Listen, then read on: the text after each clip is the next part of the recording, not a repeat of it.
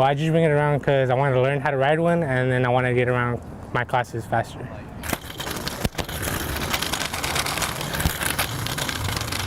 I bring it because I get to class a lot faster, right? And then I'm not sweating, rushing, walking when I get to class.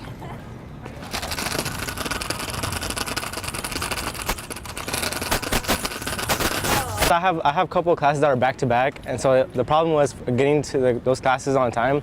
And there was a couple of times where I was cutting it short, so I was like, might as well. And it makes it really easy on yourself when you have a transportation rather than just walking.